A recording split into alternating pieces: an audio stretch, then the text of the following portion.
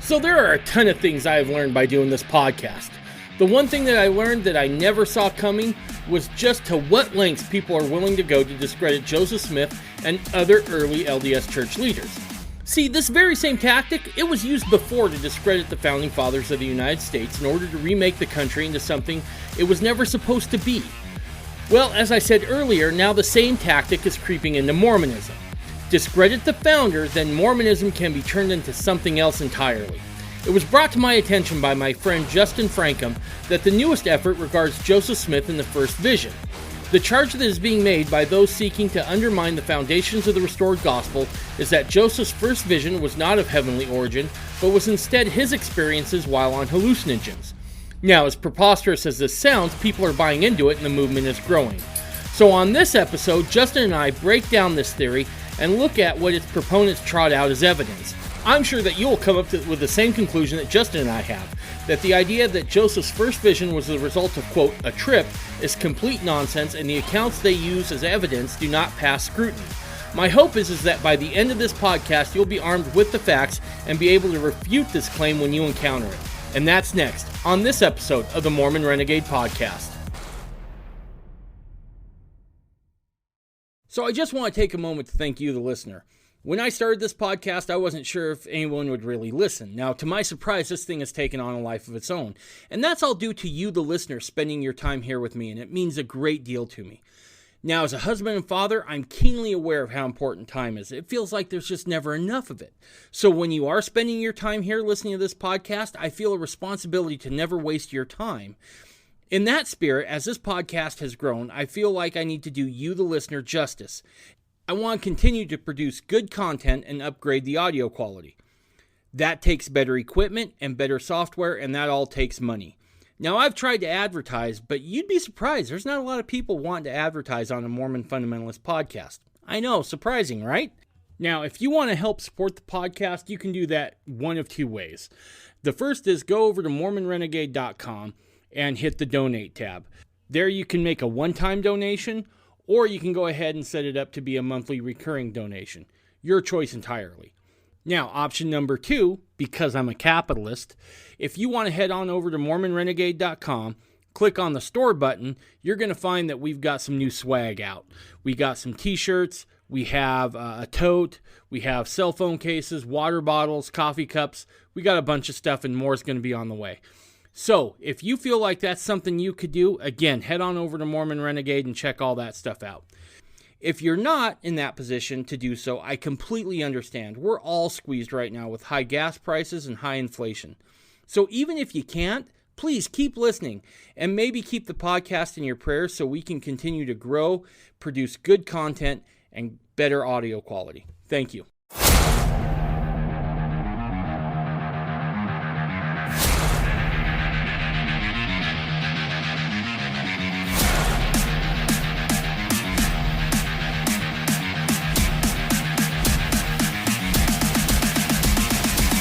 You're listening to the Mormon Renegade Podcast.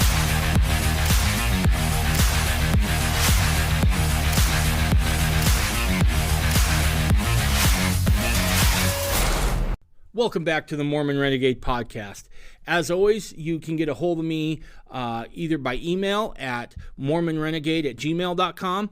You can also get a hold of me on Instagram and Twitter and Getter under the handle Mormon Renegade. Also, we have a website up, and that's mormonrenegade.com, so go check that out. Well, Justin, how have you been, big guy? I've been great. How's life treating you? It's been an adventure out here trying to get a kind of a homestead started out in Missouri. How long ago did you make that move? Oh, it was probably earlier this spring, late summer, or early summer, probably. Summer? Yeah, spring, summer. Yeah. I was a little bit late to get a garden going, unfortunately. Yeah, I imagine. So, real quick, what do you think of humidity? I love it. I served a mission in South Korea, and it's very humid there, and the climate's very similar, and I actually love the climate. I like it it gets hot, but not too hot. It gets cold, not too cold, and the humidity is, I love it. Manageable.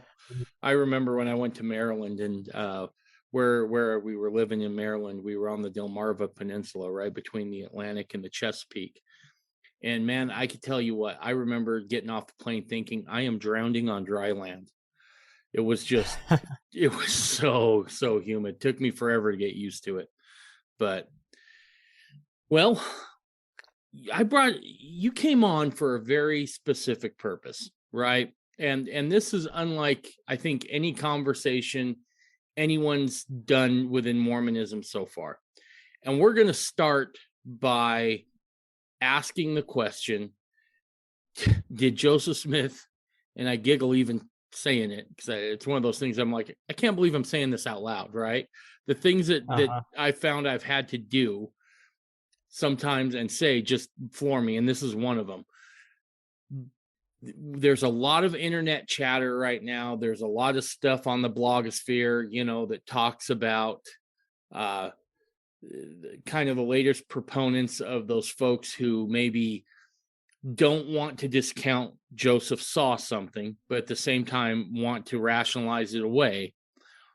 Their latest argument is that Joseph Smith was using psychedelics, most likely mushrooms, to have the first vision.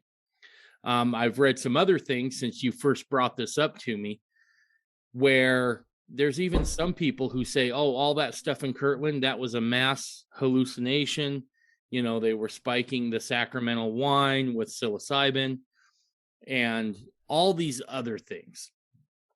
And so naturally, when you brought this up to me, I'm like, all right, here's another one I'm going to have to go in and try to deconstruct. Because if you take out the underpinnings of Joseph's first vision, and it's not what he purported it to be, well, then you've kind of taken out the whole underpinnings to the restoration movement. You know what I mean? Yeah, I can understand that perspective, absolutely. And I've got some serious concerns because I brought this issue to you, right? Because I told you that I've got some concerns. This is becoming a topic that's becoming more widespread, and I have some concerns about the way it's being presented.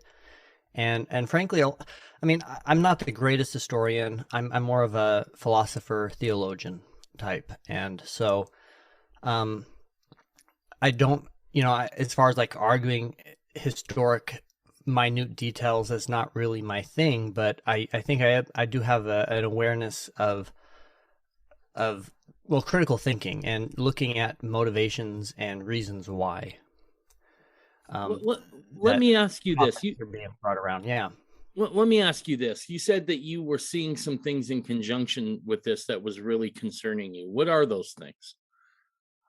Well, so just to be completely open and honest here, I have experience with some of these entheogens, and I'm actually not inherently opposed to these types of plant medicines, so to speak.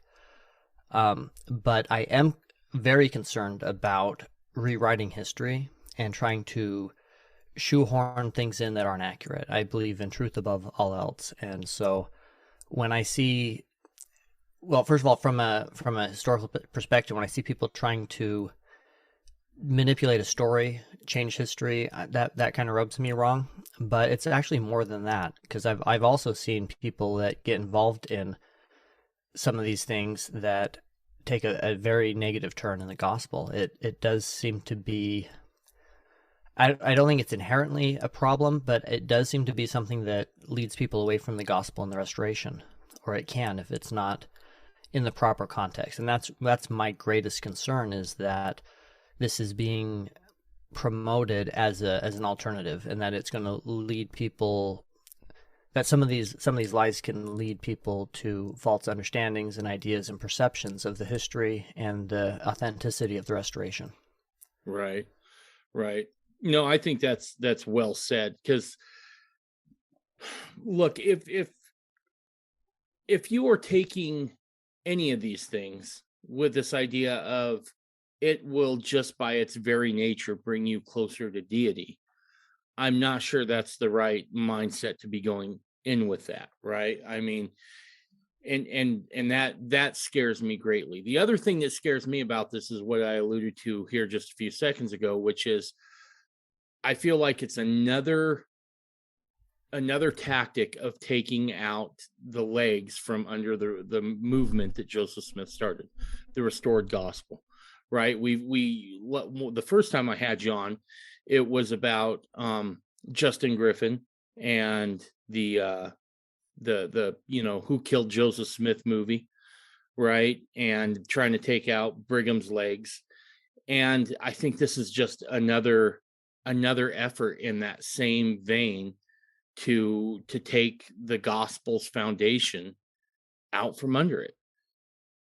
Well, absolutely. And it's that manipulation of history. When you have people like, well, when you have Bruce R. McConkie talking about, I mean, not McConkie, when you have Bruce R. McConkie talking about, rewriting the history, and Adam God wasn't something that Brigham Young taught. Changing that for whatever your intentions are, lying about the history or misrepresenting the history ultimately leads to the truth will come out, and it leads to a crisis of faith for a lot of people. And it's just, why go down that road if it's unnecessary, if it's not factual, if it's not what was really going on. And but ironically, it has been, as I've gone into it and as I've looked at the history with that question in mind, and as I've listened to some of these arguments for it, it's actually convinced me that at this point I am pretty much 99.9% positive that was not the case, and that is not the history of the Restoration. It wasn't a part of it. So let's break down the argument first that those who seek to rewrite history use, right? What do they use as an argument that this is what he did? Well, actually, if you don't mind if I took a step back from that real quick. Sure. First, I think I'd like to look at the motivations. I mean, why? What would the argument be for why you would want to insert this into the history? Because I think that's really important. I mean, I think some people honestly are looking for truth, and some people are starting to believe this because they think the evidence aligns that way. But the people promoting it, I don't believe necessarily that that's their intent, is that they're seeking truth. I think there's a few different motivations here. And one of the most obvious is the denial of the Restoration, obviously. And a lot of writers, non-LDS writers, are talking about this because for them, this is a way to explain the Restoration and parts of the Restoration that are pretty unexplainable. Like, how did this kid from New York create, the greatest American religion? And they need an explanation for that. They need an atheistic, rational explanation. And if it was theogens that explained the visions and all the things that miracles and the things that people experience in the Restoration, and that's an out for them to discredit everything entirely. So I think you've got that kind of a motivation.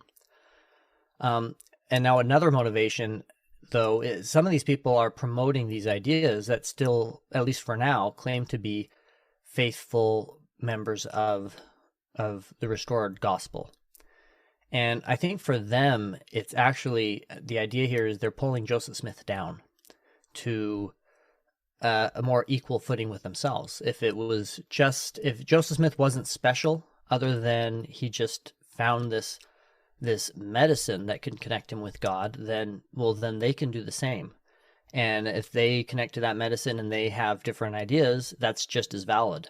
There's no power or authority in Joseph Smith other than what they can just take themselves, what they can achieve themselves. So I think another aspect of that is kind of pulling Joseph Smith down, not necessarily to discredit him, but just to allow themselves to have equal footing without maybe necessarily having the equal call or response, calling or responsibility from God to, restore truths.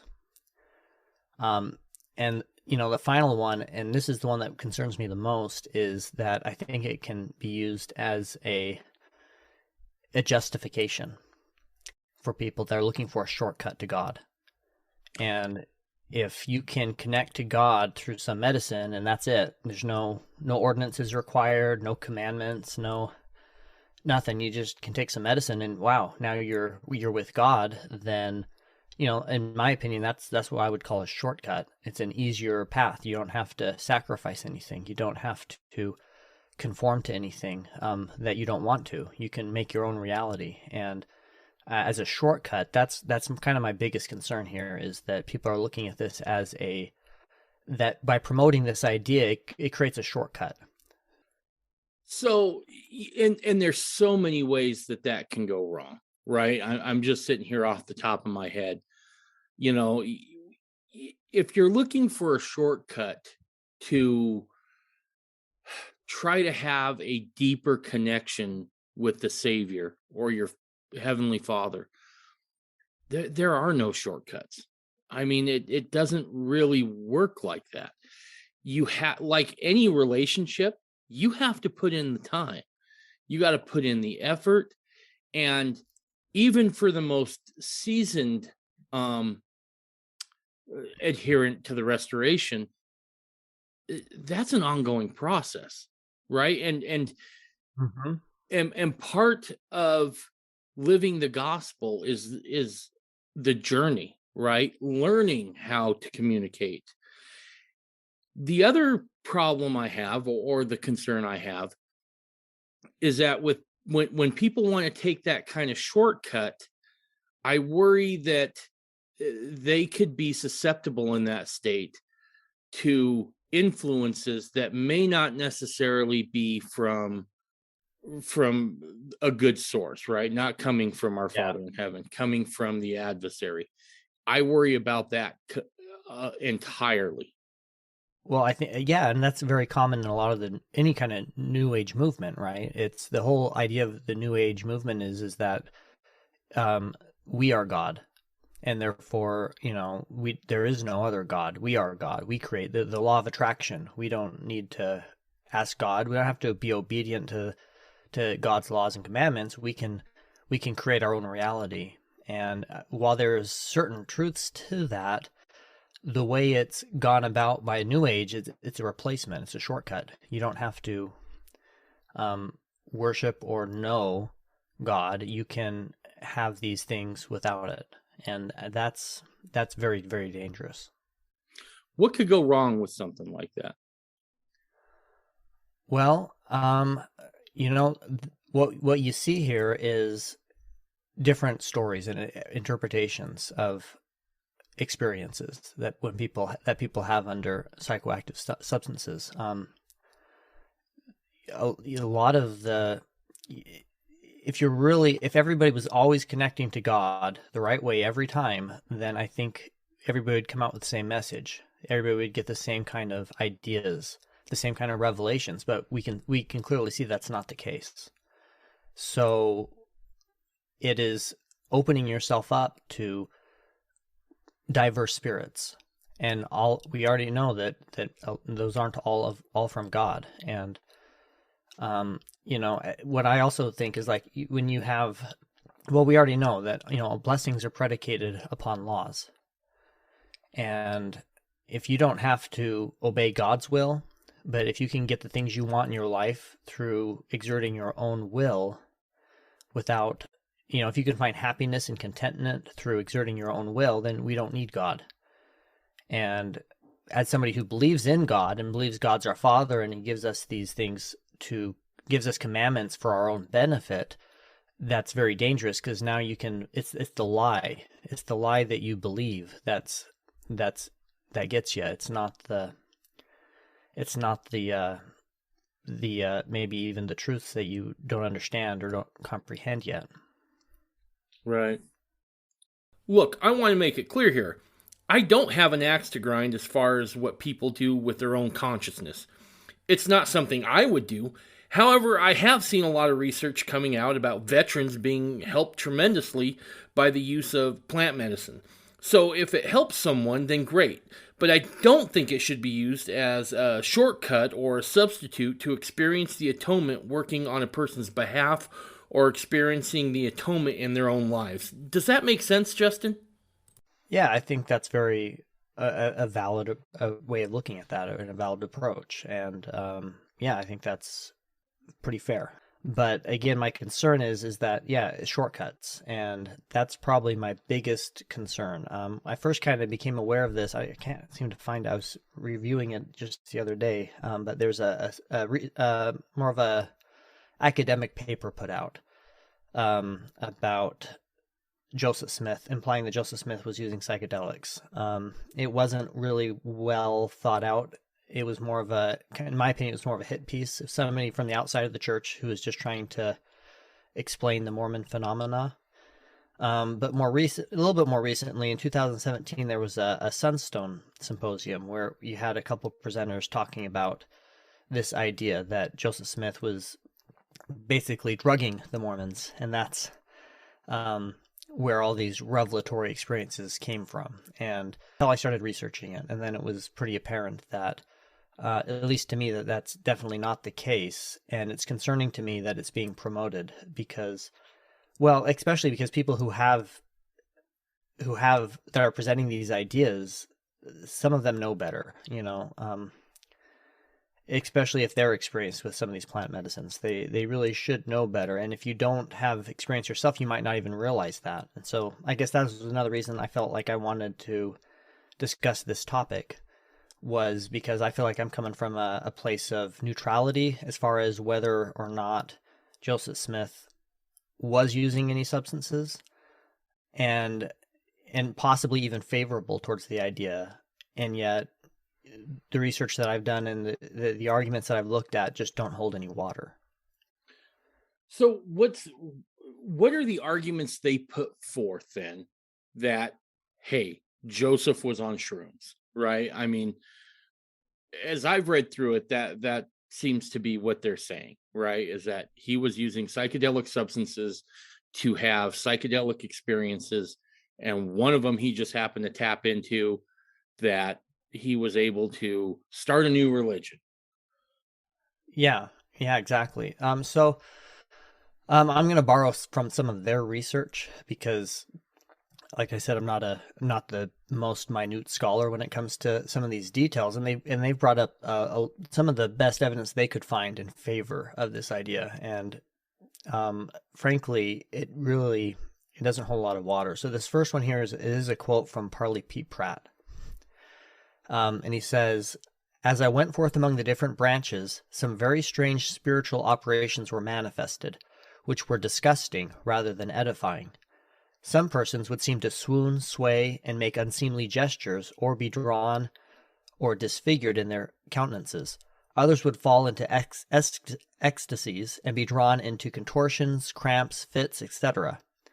Others would seem to have visions and revelations, which were not edifying, and which were not congenial to the doctrine and spirit of the gospel. In short, a false and lying spirit seemed to be creeping into the church." Which, well, right there, I think that's a great warning sign about even without the use of entheogens. But they go on and say, well, Parley Pratt went on to say, "Feeling our weaknesses and inexperience, and lest we should err in judgment concerning these spiritual phenomena, myself, John Murdoch, and several other elders went to Joseph Smith and asked him to inquire of the Lord concerning these spirits or manifestations." And the argument or the implication here is that feeling our weaknesses and inexperience. The implication is that they were getting high on shrooms or something, and not having a lot of experience with they were having these weird reactions, and so they went to Joseph Smith for some kind of a consultation, because he's the master of these things, right? And I mean, just I don't know. I personally, even just in that quote itself, I don't see it. It sounds the exact opposite to me. For one thing, you kind of would have to assume that this was widespread and that everybody knew about this and was doing it in that case, especially if they are going to Joseph Smith for instruction on these matters. That would imply that this was well known, using plant medicines and stuff, or mushrooms. And if that were the case, there would be absolutely be a lot more significant evidence of that and writings about that than an implication here of feeling our weaknesses and inexperience being, oh, well, there you go, that's it. That's proof that it was mushrooms. Okay, so let's go the other direction then, just with this argument. What could they be talking about then concerning their inexperiences and their weaknesses? If they're not referring to psychedelics, what are they referring to? Well, I would think it's just experiences with visions and revelations and all of this stuff. I mean, this isn't new among Christianity in general, where there's clearly no psychedelics involved. You get a bunch of people together, and if they're all seeking God but not in the right way, even without the use of any kind of plants, you can induce states of confusion. Lying spirits can come among you, and people can get confused and deceived. I mean, weakness and experience towards having visions and revelations. I would argue these people are having these powerful manifestations, and I haven't personally been party to, but I know people have been party to events that they would describe very similar to this, where no plant medicine were involved at all. Right. Just a bunch of people got together and things ended up getting a little out of control. We have to remember too that two things are happening simultaneously as Joseph is restoring the gospel. One is that the whole area is called the burned over district, right? That he's in, because there is a lot of religious fervor. There are, revivals taking place. And some of the wildest shows I've ever attended weren't rock concerts, but revivals, right? Uh-huh. And so people were looking for those manifestations, talking in tongues and ecstasies and those sorts of things. And so that was massive. On the other hand, Joseph was also having to deal with, no, God still does talk to us, right? Because there was a lot of people in that same time period who were like, look, visions and revelations, those are over. There's no need for those now. We have the canon of scripture, which, at that time consisted of the Old and New Testament and some good commentary. So we don't need visions and revelations any longer. And so you probably would have a people who would be, obviously, people that are drawn to Joseph are probably people who are looking for some of those scriptural experiences, right? But don't have a lot of experience in it. So I'm with you on this one, right? Is that I think what they're talking about is trying to bring a people along that don't have experience with spiritual manifestations, but yet are eager to have them. Yeah, exactly. Looking for shortcuts. And, yep. My studies of Doctrine and Covenants actually, when these issues get brought up in Joseph Smith's Revelations, to me, the Doctrine and Covenants seems to be a framework for how to balance those extremes. On the one hand, you've got, there are no visions, revelations. God doesn't speak to man anymore. On the other hand, you've got, God's speaking to me through this bird, and it's telling me I need to go and take my family into the woods and I don't know, do kinds of weirdness. I had I know somebody who suffered a psychotic breakdown and believed that he was the, I'm trying to remember exactly, he was the, well, he thought he was Christ himself. He thought that the president of the church was going to visit him and give him the keys, and he would take over, and that there were he had new signs and ordinances for the temple, and all kinds of crazy stuff. And that wasn't medicine based; that was a psychotic break. But these excesses, right? You can go too far either direction, and the Revelations in Doctrine and Covenant seems to be a framework on how to approach this properly, and the principles on how to do this properly. And first and foremost is that faith and relationship with God, and that obedience to God's commandments. This actually wasn't brought up, but there's a I'm trying to remember. There's a story I'd heard when Joseph Smith was translating the Book of Mormon, where he had had a fight with Emma, and he was struggling to translate afterwards, and it was all darkness, and he couldn't translate, and he had lost his gift temporarily, and he was inspired to go and reconcile with Emma, and when they worked things out, he was able to continue forward with the translation. And see, that's not a shortcut. That's what the scriptures teach. That's what the gospels in the New Testament teach, is that we have to live our lives a certain way to receive the benefits and the gifts of God. And so to me, Doctrine and Covenants lays down that framework on, here's how you can experience these things. Here's how you can come to God the right way. And and to me, just, experimenting with mushrooms, that's in and of itself, that's not the right way. Right. Right. So what are some other arguments they use for Joseph Smith using psychedelics? Well, the theories kind of go that he developed this, he was taught by somebody, which is interesting because, like some people think it must have been the Indians taught him. The Indians have been using these medicines for a long time, and he learned from an Indian. Other people, there was a mentor or somebody who had taught Joseph Smith when he was younger, who through some really, really stretches of assumptions later in his life might have experimented with psychedelics. And so maybe he learned from him. Either way, the idea is that this is something Joseph Smith was experimenting with, trying to figure out the right way to use. And that leads to an account that was quoted in the book Rough Rolling Stone, which, granted, it is a little bit of a disturbing story. I haven't gone into the details on it to know how, authentic and accurate it is. But this one was, let's see. This quote was saying, there's a meeting with Joseph where he was ordaining Harvey Whitlock to the high priesthood. The most important business of the meeting, and Whitlock reacted badly. He turned as black as Lyman was white, Hancock reported. His fingers were like claws. He went around the room and showed his hands and tried to speak. His eyes were the shape of O's. And so, the eyes were the shape of O's. The pupils must be dilated. That's proof of, psychedelics being involved. Well, to a certain degree, you got to look at cause and effect too, actually. And we haven't talked about this, but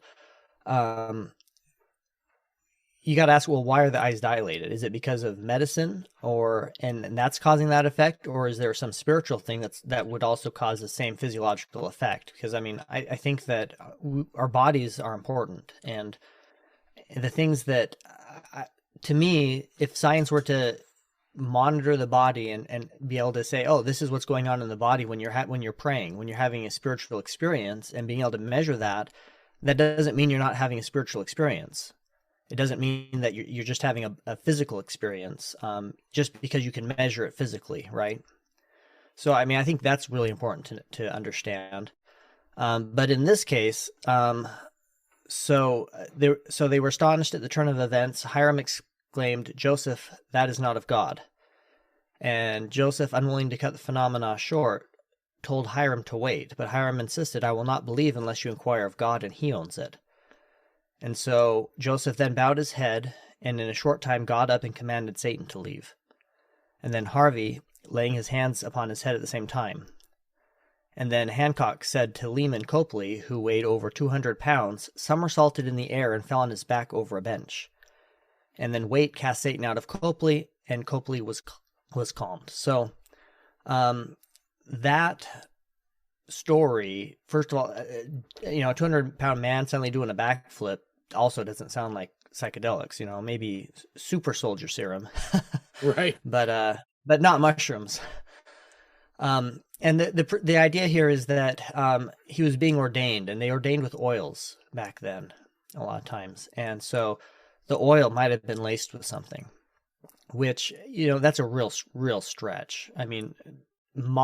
today with the modern science understanding of chemistry, is it possible to create a topical oil that will produce an effect? Yeah, absolutely, it's possible. But did people have that technology? Were they aware of have that kind of understanding back then? It's very, very doubtful, and such a thing would have to be so concentrated too. The other thing a lot of people might not realize is that with most of these medicines, it takes time for them to come into effect. They're not instantaneous. You don't have a plant medicine experience where you take something and then you're instantly in an altered state. At least not a topical or most oral type things that a natural plant medicine. They don't react that way. In fact, I was reading some of the ancient Mayans would use plant medicine enemas in an attempt to increase the speed of onset of the effects, because you take something orally, it can take half an hour, even longer, before you start seeing any kind of effect on the body or the mind. So the idea that you'd anoint somebody with an oil back then with some psychedelic that was so powerful that it would just kind of instantly put somebody in that kind of a state is pretty absurd. It also really doesn't explain what then happened to Lehman Copley afterwards. And what happened to him? Well, was he anointed with the oil as well? Why did he suddenly become possessed as well? So with both of those, it's inconsistent. It doesn't really fit the narrative here. It's kind of being injected in a way that doesn't really fit. And frankly, it's more of just filling this narrative that Joseph Smith was experimenting with his stuff yet still, and he didn't get the dose right. That's why what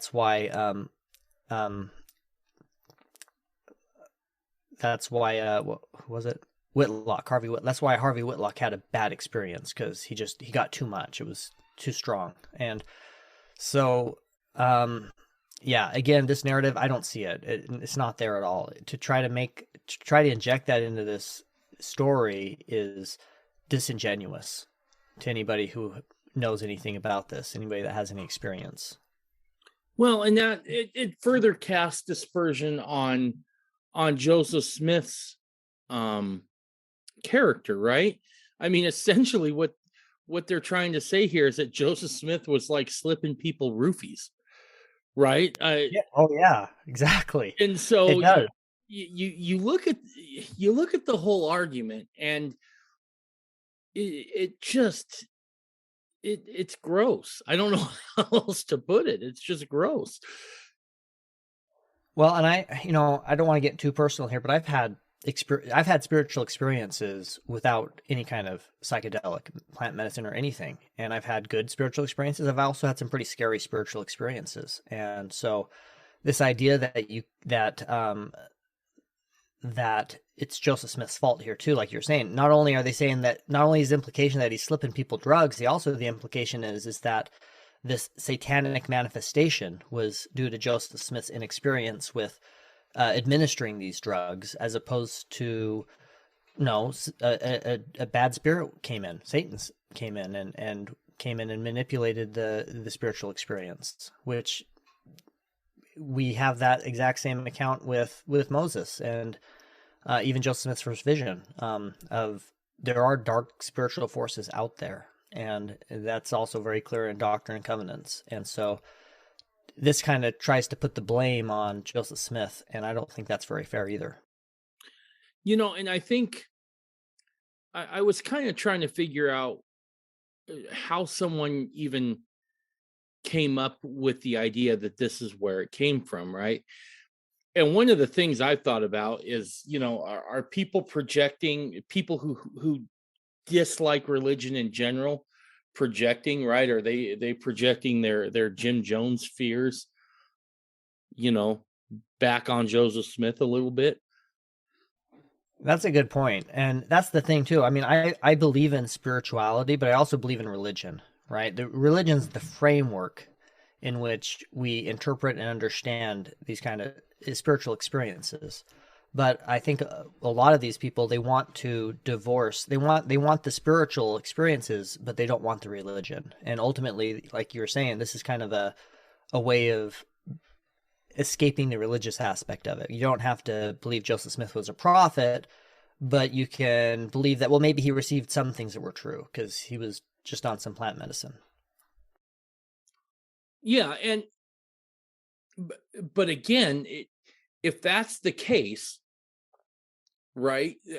Because the whole restoration movement revolves and starts with this idea that Joseph experienced what he said he experienced. And so if he is in any way compromised in that, you've now cast dispersion and doubt upon the foundations of the restoration. And that's the scary part.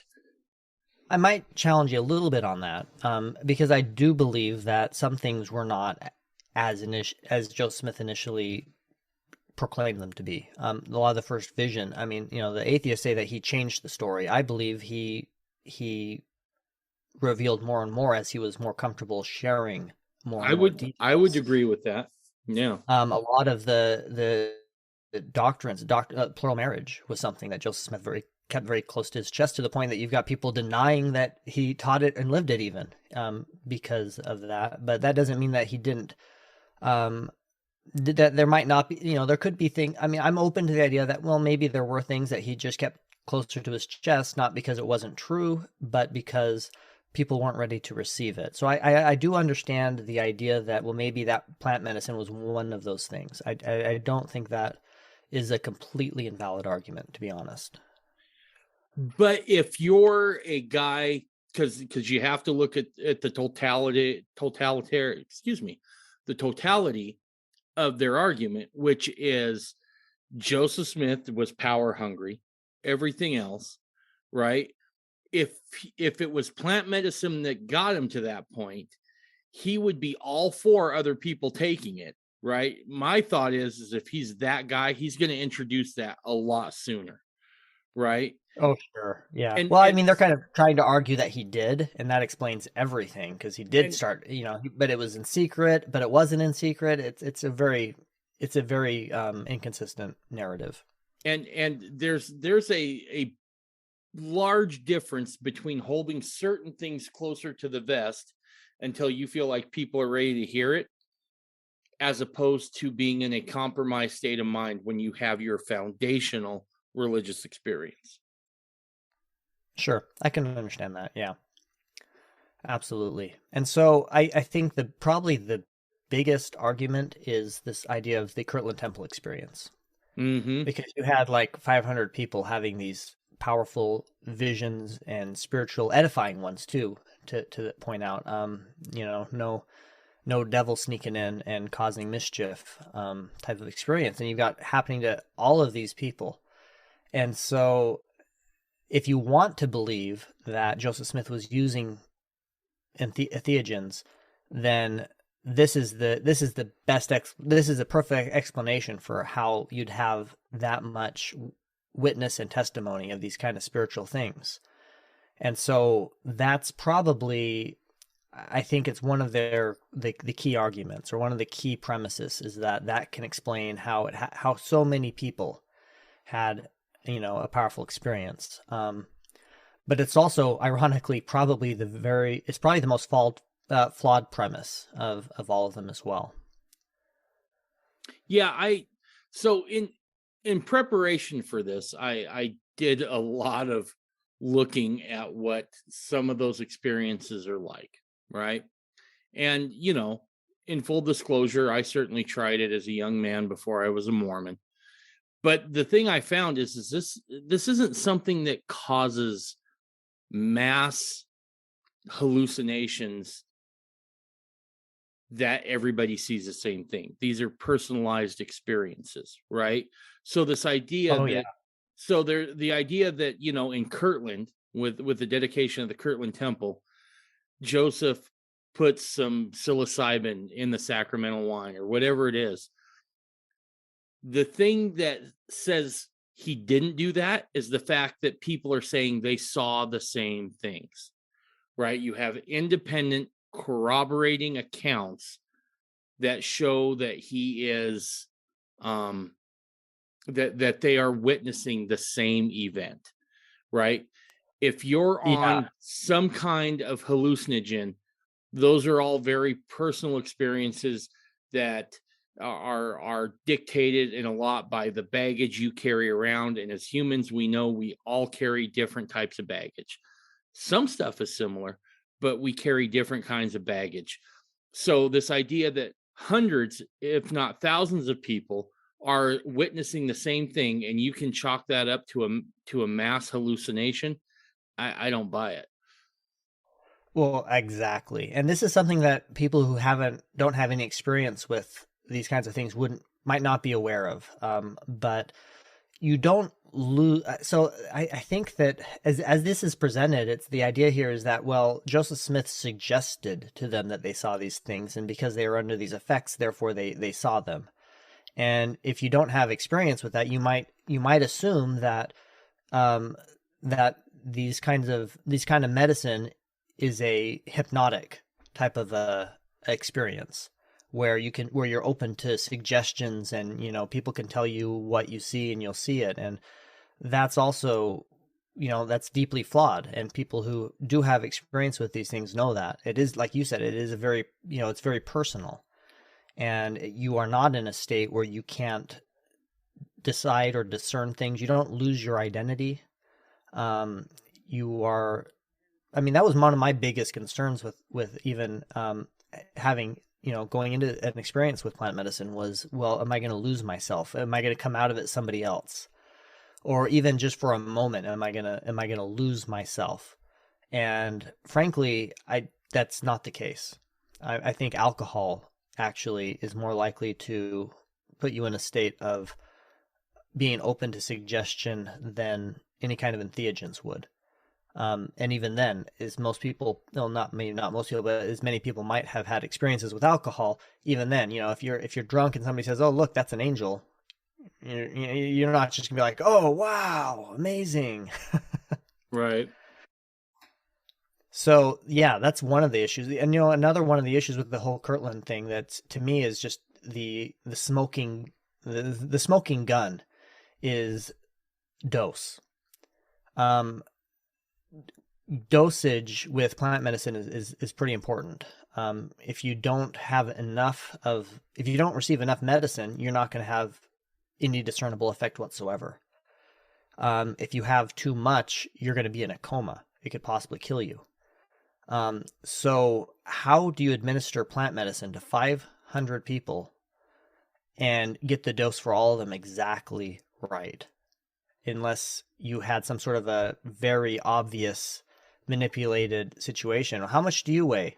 Okay, come here. And okay, here, drink this. And now you, Right. okay, you're about that big. Let me think. You take this. If it was just spiked wine, and the thing is, they went into that fasting, and so if it was just, well, first of all, they went into it fasting, and they partook of wine and bread freely during the dedication. So it wasn't a controlled situation. And if the wine was spiked, then you have some small woman go and take 2 or 3 glasses, she would have been in a coma, could have died if it was strong enough dose. If it wasn't that strong enough dose, then men who would have only had a single glass wouldn't have had any kind of experience or effect at all whatsoever. It's pretty much impossible to have a situation here where you've got a spiked wine and you have that many different people with that many different body weights, metabolisms, and you somehow end up with nobody keeling over and everybody having a powerful visionary experience. It's not possible. It just doesn't hold water. I mean, it doesn't work. I don't know how many ways you look at it. It just can't work. So yeah, that's a big red flag as far as their reasoning. And again, if it's just a cult of personality too, Justin, even with the aids of psychedelics, that fades really quick. or it goes off the rails horribly and then it fades again, right? But at one point or another, those kind of groups that use psychedelics for those purposes usually end up going off the rails or just fading away into obscurity. With the exception of people who followed the Grateful Dead. They managed to get away with it for a long time. So Sure, yeah. Well, and I got one more account here that that has been shared, and this is an account from a physician, which therefore means it's true. Couldn't possibly be wrong, because we all know that physicians are God and are always correct. And this was a Jasper Jesse Moss, and this was he was a skeptic. He was among the saints, but he wasn't. He was skeptical of Joseph Smith. He was skeptical of the Restoration. He went into this from a non-believing intent, right? And this is a quote that he shared from his, you'd almost say, infiltration of a meeting with Joseph Smith and some other people. He said, "I attended their meeting. I believe I was the first person with a young man whose name I have forgotten who was present when they took what was called the sacrament up at the Morley house. They were in the habit of turning everybody out of the door when they partook of the bread and wine, putting up blankets at the windows, shutting off the sight from without, and they started a regular powwow, and when they got well going, then they opened the door and let us all come in again." And so again, already he's describing this in a way that is already negative, right? A powwow. He's using terminology here that is derogatory and is already implies that it wasn't any kind of a spiritual experience people were having. They were just freaking out. They were just off their rocker.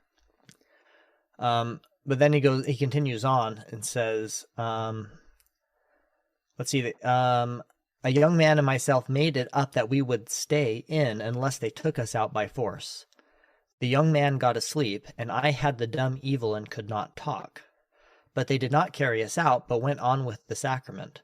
The poor house in Portage County, Ohio, where there were half a dozen insane and idiotic persons, was the best comparison of anything to the scene that night. And if I had my cloak on, I would have stolen the wine and carried it home to see whether it was drugged or not. So, this guy's a doctor. He thinks maybe the wine was drugged. Therefore, contemporary evidence, which...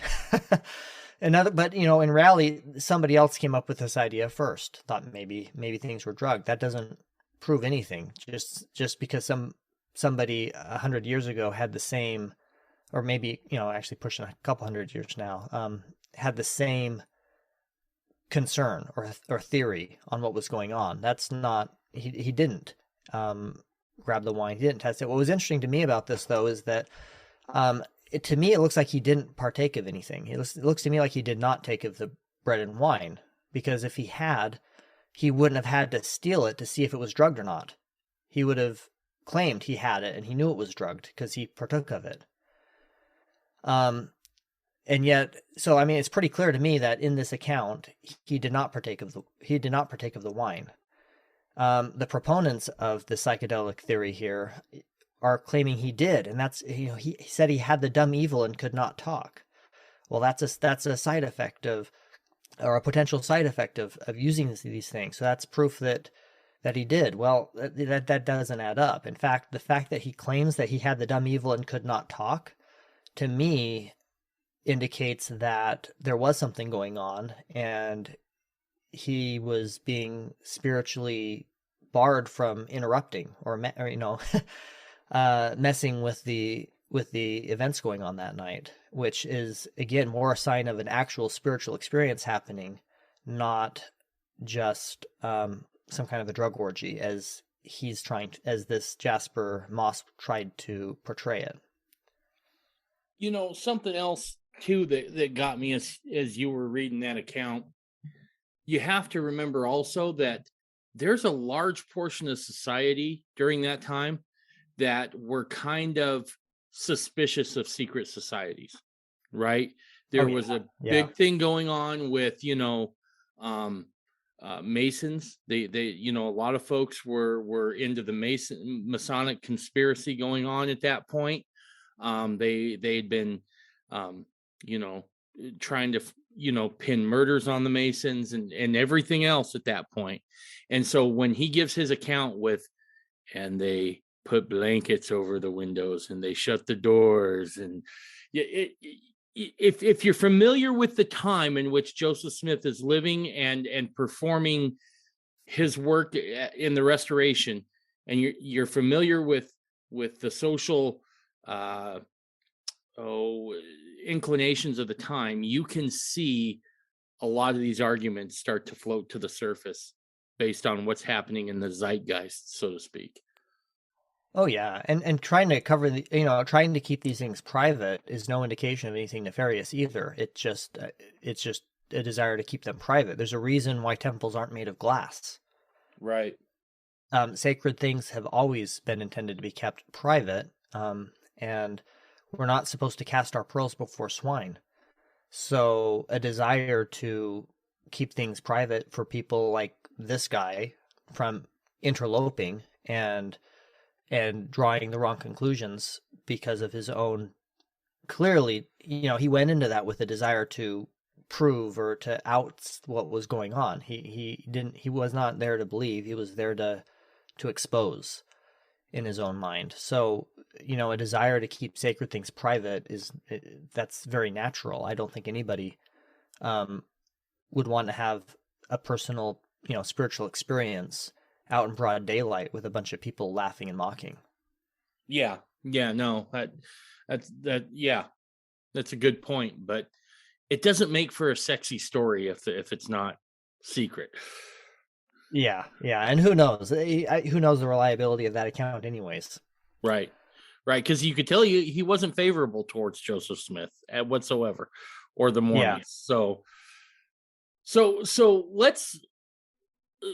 Do you have anything else you want to take apart right there? There might be some better evidences, but this is the arguments from the Sunstone Symposium that came out. This is the scholars trying to find evidence of plant medicine in the Restoration. This is the best that they came up with, at least at that time. So, I didn't, again, not a single one of these things is compelling to me in the slightest, and most of them are actually pretty confirming of the exact opposite of the argument they're trying to make. So, do we have anything on the other side that we could point to as evidence that Joseph didn't use psychedelics?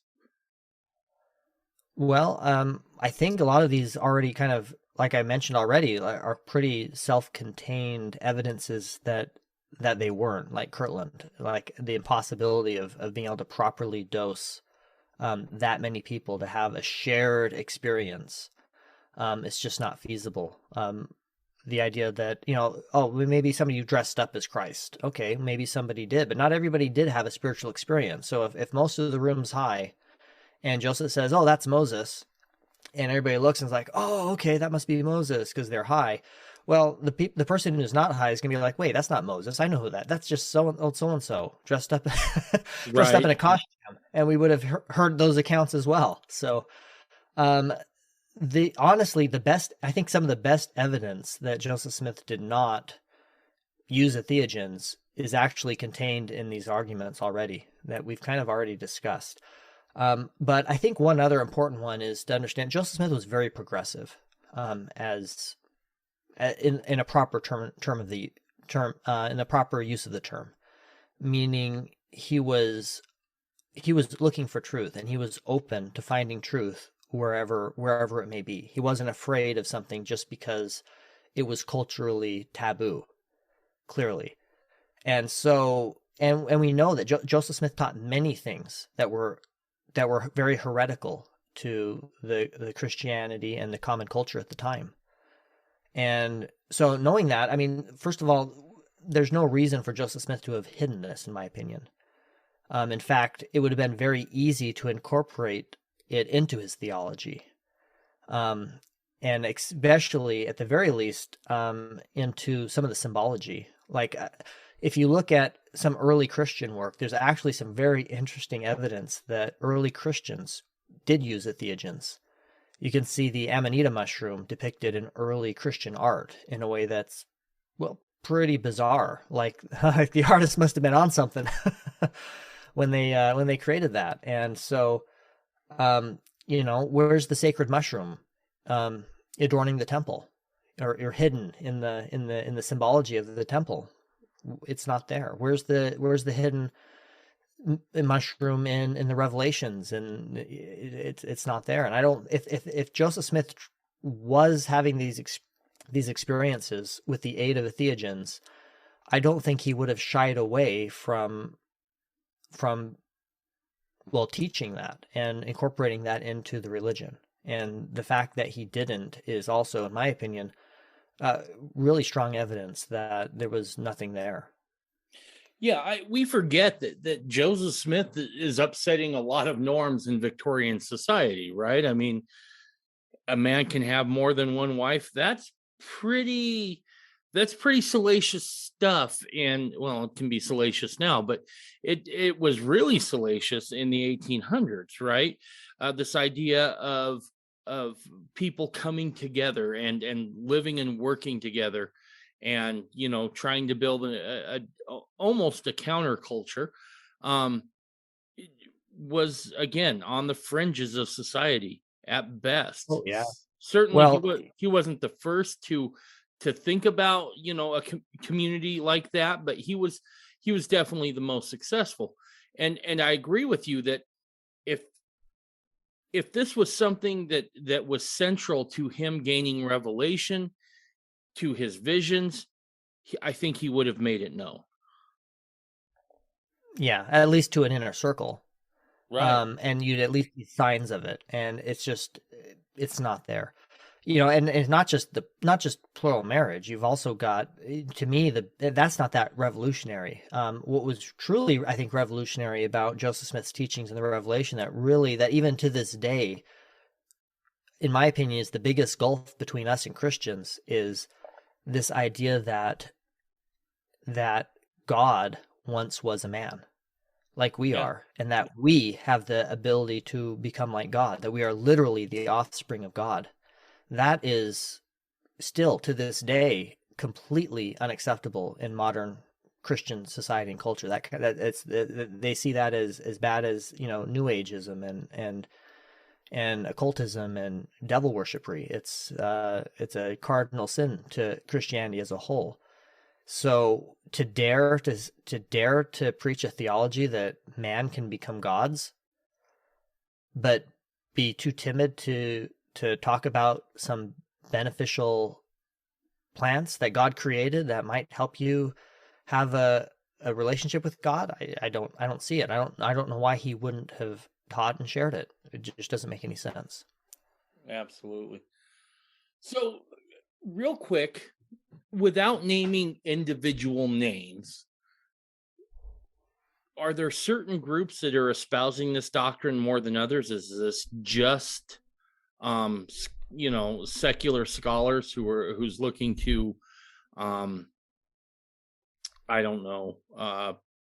discredit the Restoration, or are there like faithful members, or I use faithful in quotations here, but are there faithful adherents to the Restoration who are trying to use these things and being public about it?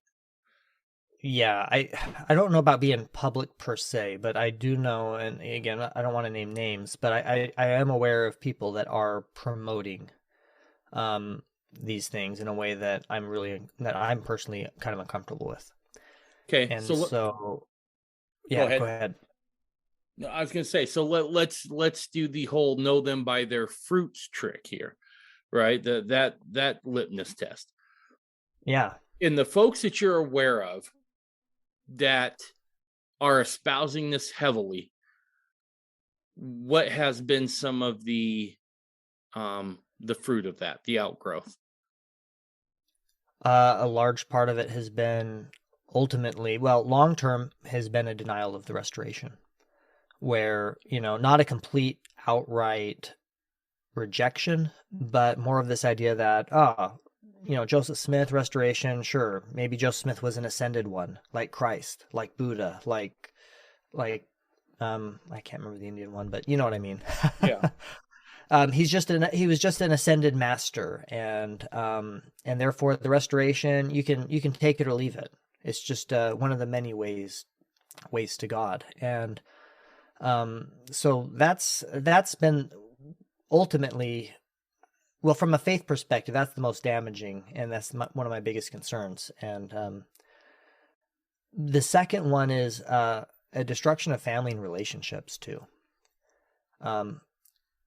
I think that, well, the whole argument here at the very beginning, from that first example of, let's see, that was Parley P. Pratt. He was concerned because he said these manifestations, they were disgusting rather than edifying. And that's, to me, that is the fruit. Is it really edifying? Does it make you a better father? Does it make your families come together? Do you love your brothers and sisters more? Are your family relationships improving, or does it break them apart? Does it isolate you? Does it separate you from the people who love and care about you? And I mean, you might argue that, well, they're being judgmental. I know in some of these cases that's not the case. It's not people being judgmental. It's the other way around. That's the argument you get with a lot of the concerns with homosexuality and some of these other sexuality issues, right? Is that and there are, just because there are some cases of people doing some really terrible things when they find, a son comes out of the closet that says he's gay, and then the father, banishes him and never speaks to him again and cuts him out of his life. There are terrible situations where that kind of thing does happen. And that's tragic, but sometimes, people get into things that aren't good for them. And there's a certain amount of maybe guilt or shame associated with that, guilt and shame attached to that. And it causes people to withdraw from people of their own volition. And maybe they perceive it as being persecuted, but nobody's ever wrong. The human mind is expert at passing the buck of responsibility and blaming others. We never see ourselves as the bad guy in our life story. Nobody does. And so, but from an objective view, I've seen people that this has led to a destruction of family rather than an edification of family, a separation from family rather than a strengthening of the family. And so that's clearly not edifying. And, by that fruit, I have a concern. I can see that there's a problem there. Absolutely. Yeah, and with all these things, right?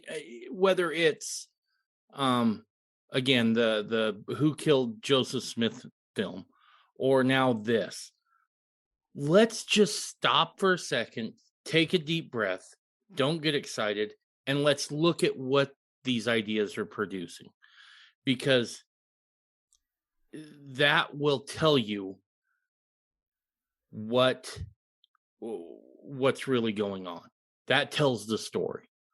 Ideas are fun, ideas are exciting, but it's the fruit that they bear that tells the story, if that is of God or not.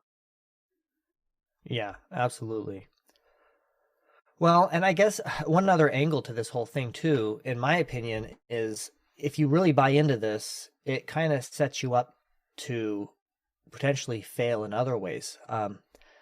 In my own life, I have had some positive, powerful experiences with plant medicine, but long before that, I had had many more powerful spiritual experiences in the church, in temples, exercising priesthood, and even through my own, receiving, spiritual manifestations in times of need in my own life. You don't need some kind of a plant medicine to be able to have this kind of relationship with God. And the other end of the stick is if Joseph Smith was using plant medicine, then it kind of creates this implication then that in order to have spiritual experiences, in order to have revelations, then you kind of end up, well, I need this then. I have to pursue this. I'm dependent on some kind of a substance now to have a life full of miracles and spiritual experiences. And that's just not the case either. Yeah. And I think we sell ourselves short as well if we think that it takes a plant to do that, right? We sell ourselves short. We sell our God short, that God's just not powerful enough to get through to us unless we've partaken of some psychosomatic drug that lowers our inhibitions, right? We've put God into a box, which is something that I know I certainly try not to do, because he's omnipotent, right? I mean, he can do whatever it is he needs to do. And so I'm with you. I think for some folks, it can be beneficial, like the guy I told you about earlier, who was really suffering, right? I did see him come through that experience a changed man, but that's a lot different than trying to take a shortcut to Joseph's experiences. It just doesn't make any sense. It's a lot like a story. This is going to be a bad analogy, but I'll give her a whirl. It's like a few years back, I heard a couple of, well, I shouldn't say I heard. I know for a fact there were a couple of kids at BYU who, just so they could have marital relations, went to Vegas, got married, did the deed, and then got it annulled the same weekend, right? And to me, this idea of taking plant medicine to have a experience with God is a lot like going to Vegas for the weekend, right? It just seems to cheapen it a little bit. For sure, yeah. Well, and I guess another interesting thing too is if this was the case, where does that lead the restoration? Because, Joseph Smith, after Joseph Smith's martyrdom, what happened then? Did Brigham carry on these secrets somehow? And John Taylor and some of the other leaders of the church doing this stuff in secret? And if so, why was there a gradual decline in these kinds of manifestations in the church? I mean, it's pretty clear to me, and this is what led me into fundamentalism, was that the church today the LDS church today is very different from the LDS church as it was founded. We should be very careful for our next few words here, Justin. I do not want Rusty getting any ideas. Rusty. Russell M. Nelson. Oh, sure. Absolutely. Yeah, I don't think we need to worry about that, but sure. Unless there's some sort of a pharmaceutical investment involved. But yeah, so that difference, that contrast, when I really looked into and I started asking myself, well, what's changed? What's different now than from then? I mean, you can't really argue that plant medicine changed, that it was there and now it's not, and that's why it's different. That doesn't really fit. There's no gradual explanation for how that would have happened.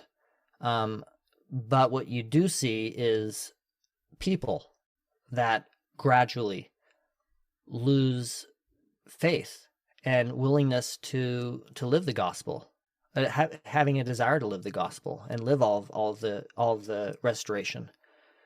And that's a very natural pattern that we see throughout history, is that kind of gradual decline. And even that gradual declines happen within our own country, where we're at the point now of I think on the verge of kind of a Romans 1 judgment in this nation, because we have gradually abandoned our religion, our God, and our way of life, of living God's commandments. And that creates a situation now where we're in the kind of political messes that we're in, and we're seeing society collapse and decay and underneath us.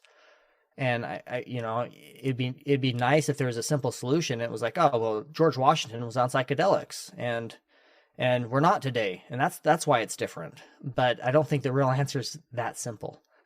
And there were many powerful experiences that members had, that leadership in the church had after Joseph Smith passed away. And if it was theogens, how do you explain that?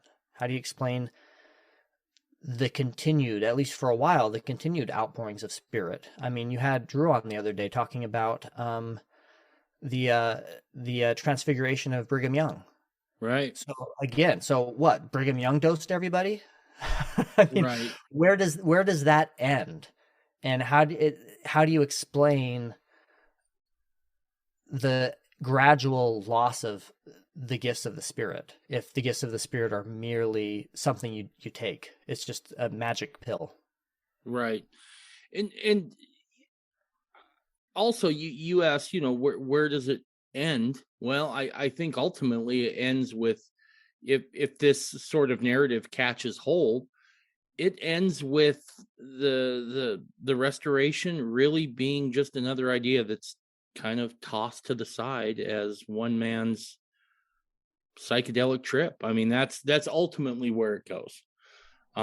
You may have those who hold on, but that's it. Or here's, the other scarier part is people who go out and, like we were just talking, really dive in deep and, try to replicate to the best of their estimation what Joseph did. And that to me scares me worse than anything else. And I would caution very, very, very strongly against that. Don't take my word for it. Go read a book by Tom O'Neill called Chaos, which talks a lot about how certain agencies within the government used psychedelics as manipulation tools, right? I mean, it's a frightening prospect. And that's why when you called me about it, it rattled my cage a little bit. Oh yeah, for sure. And I mean, like I was saying, there's no need of these things for the gospel, to live the gospel, to have all of the blessings of the gospel, to receive the gifts of the Spirit. And so I think that where this leads, in my perspective, I mean, you certainly, I think it leads to fragmentation. You're going to have people rise up with charisma, and, you're going to have cults of personality and things like that are going to wreak havoc. But I think you're also looking at like a gradual loss of faith. If you don't need ordinances, if you don't need commandments and laws, if you don't need order to receive a relationship with God, if you don't have to work for it, then, well, I mean, the natural human condition is to take the easy route, is to take the easy road. And if there's shortcuts, are human nature. We're all guilty of that. We all want shortcuts. It's not good for us, but that's what we want. Even when Adam was expelled from the garden, he's cursed to have to till the ground, to labor by the sweat of his brow. And, that sounds like a curse, but the garden was a shortcut, but it was necessary for his growth. And it's necessary for our growth to do hard things. And some of those hard things are having faith and working our relationship with God to have the kind of relationship and experiences and see those kinds of gifts of the Spirit manifest. And this is a little bit of a personal aside, but I had a family member pass away, a nephew, not that long ago, and it was very tragic and troubling for the family. And I haven't had that kind of experience with any of my own children, so I wouldn't necessarily, I can't relate, but I can imagine how difficult and hard that could be. And that's the kind of situation that people do look for shortcuts, generally speaking. They look to alcohol, or drug abuse, or people disconnect from relationships and family. Things can fall apart in the events of tragedy. But it doesn't have to. It can also be an opportunity for growth and strength, and a better opportunity to grow closer to God. And that's what I've seen in my own family, is no need of any kind of enhancements. I've seen my nephew's family really come together and have had many powerful spiritual witnesses and experiences that have drawn them closer to God, closer to their Savior. And I think that's what we're here for, is to do the hard things. I mean, that's what Christ had to do. Christ asked if there's another way, if this cup can pass, please. But at some point, we kind of have to do hard things. And one of those hard things is having faith, is believing in God's promises and being faithful to the things that God's asked of us. And in my life, in my family's life, we've seen many powerful miracles and things like that come about through doing the hard things, and with time receiving, beautiful rewards, harvesting what was sowed. And so, not only just the destruction of faith, it's just sort of robbing us of, it can be something that robs us of the beauty and accomplishment of having powerful spiritual experiences that we have worked for, that we've put in the effort and the sacrifice for. And if that's another thing that's in my opinion somewhat tragic, if that's where somebody ends up. Yeah, as a guy who screwed around with a lot of different substances before I accepted the gospel, there is no substitute for a coherent spiritual experience. One in which you can't walk away from it saying, well, maybe it was something I ate or drank, where you have to say, oh, that was real. That was real. And those are the kind of experiences that we all have to work for. We all have to put ourselves in that right frame of mind and in that correct way of living to achieve.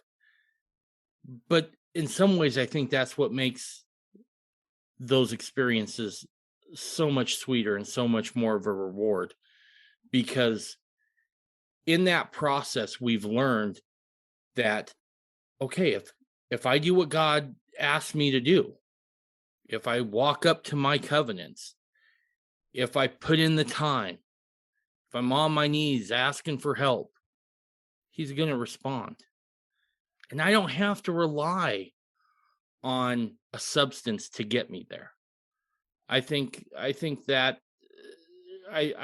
by relying on a substance to get you there kind of cheapens it a little bit. Yeah. Well, and just the whole idea that opposition in life is a blessing, really. It's a gift. And so if you can just take a pill and be happy, is it happiness? Can you recognize it as happiness? As opposed to dealing with struggles in life and overcoming them and finding happiness and joy in having overcome adversity. Absolutely. Absolutely. I can speak from sad experience that if you're relying on any substance to just get you through, yeah, it's not a great place to be. It's not a great place to be. So, all right. What do you think, man? Yeah, well, I guess, yeah, I guess I just would like to, my own testimony is that God is there, and He's there whether we see Him or we don't. Christ is a part of our lives, whether we recognize that or not. And if a plant medicine can help you get a certain perspective at a certain point in time to help you see that, I don't think that's necessarily a bad thing. But ultimately, we need to be able to bring that into our waking life, our every moment of our being in existence, and recognizing those miracles, recognizing that presence, having that relationship and that connection. And so, I mean, if there's people out there that are, interested in these things, I urge caution, a lot of caution. And I think intent matters a lot, and you really I think you need to look at your own heart and decide if you're interested in this because you're looking for a shortcut because there's something hard that you're trying to avoid, or if this is something that really would be beneficial. But most of all, these narratives and these stories that are going out about this are absolutely destructive, because it robs people of believing these stories and narratives, robs you of, like I said, it robs you of that testimony that you can have these things without it. It also robs you of that, the joy and sweetness of having achieved something. And most of all, I think it gradually leads, it gradually is leading to a state of disbelief in the restoration and in real truth. And that's really tragic. And that's what concerns me the most, is that believing these narratives around it are faith destroying. That much is absolutely true. Whether or not the medicine itself is or isn't, absolutely these stories and these narratives are destructive to our faith and destructive to, and contrary to the truth. And well, it's contrary to the truth, which is always destructive to faith and testimony. And there's no positive to that. There's no good fruit that can come from that. Absolutely. Yeah, I'm like you. I would instruct people to be very cautious. Be very cautious that you, even in listening to some of this stuff, absolutely hear the argument, right? I'm a big believer in the First Amendment, right? Mm-hmm. Freedom of speech. Say what you have on your mind. But that doesn't mean you have to believe everything that's put out there. Do your own research. Look at it. Look at it with a critical eye, and then make your decisions. But at least give Joseph the benefit of the doubt that he was who he said he was, and he experienced what he said he experienced. And the fruit of those things, I think, bear testimony that Joseph experienced what he said he experienced, and he was who he said he was. So, all right, Justin, this was good, man. Thanks for coming on again. Yeah, thanks for having me. It's been good. All right. Bye, everybody.